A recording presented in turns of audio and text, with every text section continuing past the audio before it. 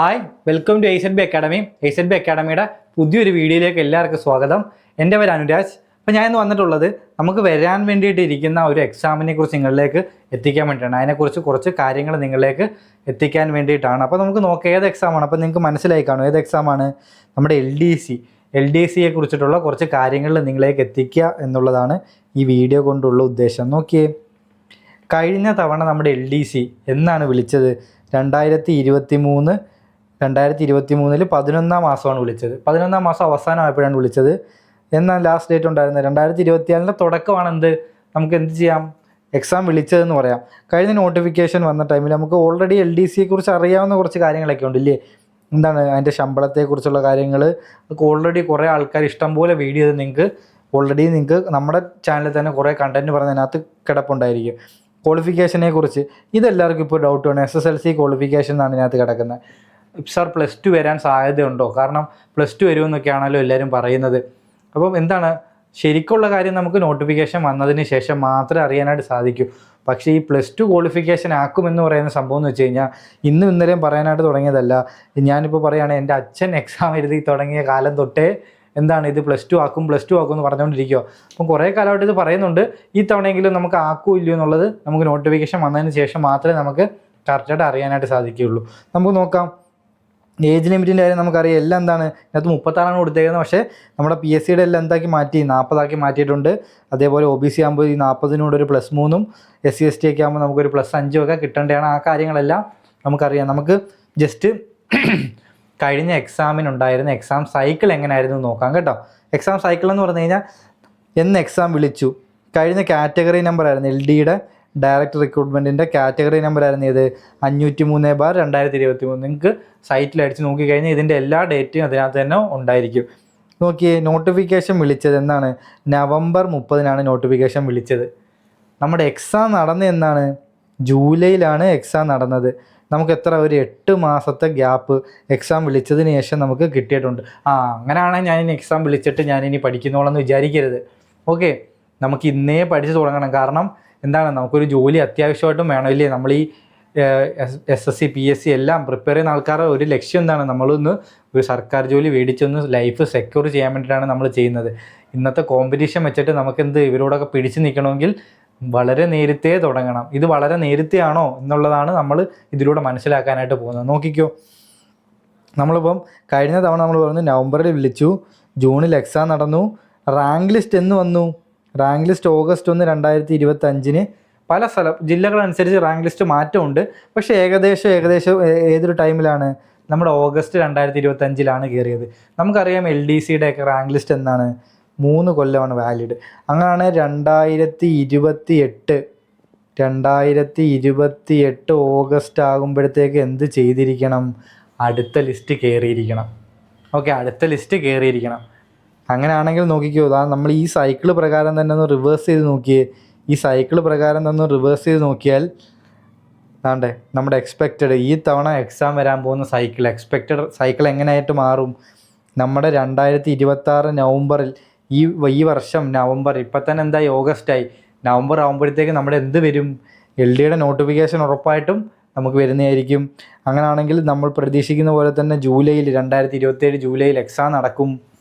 അതേപോലെ എന്താണ്, നമ്മുടെ റാങ്ക് ലിസ്റ്റ് 2028 ഓഗസ്റ്റ് ആകുമ്പോഴത്തേക്കും നമ്മളുടെ വരും. 2028 ഓഗസ്റ്റ് റാങ്ക് ലിസ്റ്റ് വരും. അന്ന് ജോലി കിട്ടാൻ വേണ്ടിയിട്ട് നമ്മൾ എന്നേ പഠിച്ചു തുടങ്ങണം? നമ്മൾ ഇപ്പോഴേ പഠിച്ചു തുടങ്ങണം. നമ്മളിനി നോട്ടിഫിക്കേഷൻ ഇറങ്ങിയിട്ടേ സാർ ഞാൻ പഠിക്കൂ എന്ന് വിചാരിക്കരുത്. കാരണം ഓൾറെഡി പല എക്സാമുകൾക്കും വേണ്ടി പഠിക്കുന്ന, ഒരുപാട് കൊല്ലമായിട്ട് പഠിക്കുന്ന ആൾക്കാരെയൊക്കെ കൂടാണ് നമ്മൾ കോമ്പീറ്റ് ചെയ്യേണ്ടത്. ദിവസവും 10-11 മണിക്കൂർ അല്ലെ 15 മണിക്കൂർ പഠിക്കുന്ന ആൾക്കാരുടെ കൂടാണ് നമ്മൾ കോമ്പീറ്റ് ചെയ്യേണ്ടത്. അപ്പോൾ നമ്മൾ എന്ത് ചെയ്യണം? അതിനനുസരിച്ച് അവരെല്ലാം എന്ത് ചെയ്യണം? അവരെല്ലാം തള്ളി മാറ്റി മുമ്പിലേക്ക് എത്തണമെങ്കിൽ, കാരണം ഇതൊരു കോമ്പറ്റീഷൻ ആയതുകൊണ്ട് മുൻപിൽ എത്തുന്നവനെ എന്തുള്ളൂ? ആദ്യം ജോലിയുള്ളൂ എന്നുള്ളത് മനസ്സിലാക്കുക. നമ്മളെന്താണ് ഇത്രയും കാര്യങ്ങൾ നിങ്ങൾക്ക് ഒരു ഐഡിയ തരാൻ വേണ്ടിയിട്ട് പറഞ്ഞതാണ്. എന്തിന്? ടൈം വേസ്റ്റ് ചെയ്യാൻ പാടില്ല. നമ്മൾ എന്ത് ചെയ്യുക? ഏറ്റവും നന്നായിട്ട് തന്നെ നമ്മുടെ പ്രിപ്പറേഷൻസ് മുന്നോട്ട് കൊണ്ടുപോകാൻ വേണ്ടിയിട്ട് ശ്രമിക്കുക. അടുത്തെന്താ, നമുക്ക് എന്ത് ചെയ്യാം? കട്ട് ഓഫ് ഒന്ന് നോക്കാം. കട്ട് ഓഫ് നോക്കേണ്ട ആവശ്യമില്ല. സത്യം പറഞ്ഞ ഒരു എക്സാമിന് നമ്മളെ തന്നെ ഇമ്പ്രൂവ് ചെയ്ത് മുകളിലേക്ക് കൊണ്ടുവന്ന് നമ്മുടെ മാക്സിമം മാർക്കിലേക്ക് എത്തിക്കുക എന്നുള്ളതേ ഉള്ളൂ. കട്ട് ഓഫ് നോക്കുന്നത് എന്തിനാണ്? നമുക്കൊരു സമാധാനത്തിന് വേണ്ടിയിട്ട് മാത്രമേ കട്ട് ഓഫ് നോക്കാൻ പാടുള്ളൂ. അല്ലാണ്ട് എന്ത് ചെയ്യരുത്, കട്ട് ഓഫ് ഞാൻ കട്ട് ഓഫിന് മുകളിൽ വാങ്ങിച്ചു, ഇനി ഞാൻ എല്ലാം ഓക്കെ ആയി, എനിക്ക് ജോലി കിട്ടി എന്ന് വിചാരിക്കരുത്. നമ്മളുടെ ലക്ഷ്യം ആദ്യത്തെ 10 റാങ്ക്, അല്ലെ ആദ്യത്തെ 30 റാങ്ക്, ഇല്ലേ ആദ്യത്തെ റാങ്ക് തന്നെ എത്താൻ വേണ്ടിയിട്ട് ഞാൻ എന്തൊക്കെ ചെയ്യണം എന്നുള്ള കാര്യമാണ് നമ്മൾ ചെയ്യേണ്ടത്. അല്ലാണ്ട് കട്ട് ഓഫ് ക്ലിയർ ചെയ്ത് അപ്പുറം കടക്കുക എന്നുള്ളത് മാത്രമാവരുത്. കട്ട് ഓഫ് എന്ന് പറഞ്ഞു കഴിഞ്ഞാൽ ലിസ്റ്റിലെത്തിയ ഏറ്റവും അവസാനത്തെ ആളുടെ മാർക്കാണ് കട്ട് ഓഫ്. അയാൾക്ക് ജോലി കിട്ടാനുള്ള സാധ്യത എത്രത്തോളം ഇന്നത്തെ സീനിയറിയിലുണ്ടെന്ന് നിങ്ങളൊന്ന് മനസ്സിലാക്കിയിരുന്നാൽ മതി. അതാണ് നോക്കിക്കോ, തിരുവനന്തപുരത്ത് കണ്ടോ 72 കട്ട് ഓഫ്, കൊല്ലത്തേക്ക് എത്ര 58 പോയിൻ്റ് ഉണ്ടായിരുന്നു. അപ്പോൾ ഇത് കാണുമ്പോൾ നിങ്ങൾ വിചാരിക്കും എന്താണ് ഈ 58 മാർക്ക് കിട്ടിയ ആൾക്ക് ജോലി കിട്ടി കാണുമെന്ന്, അല്ലെങ്കിൽ 59 അല്ലെ 60 കിട്ടിയ ആൾക്ക് ജോലി കിട്ടി കാണുമെന്ന്. ഇതിൻ്റെ ഒരു റിയാലിറ്റി മനസ്സിലാക്കാൻ വേണ്ടിയിട്ടാണ് ഞാൻ ഓരോ ജില്ലയുടെയും കട്ട് ഓഫ് ഇവിടെ കൊടുത്തിട്ടുണ്ട് കേട്ടോ.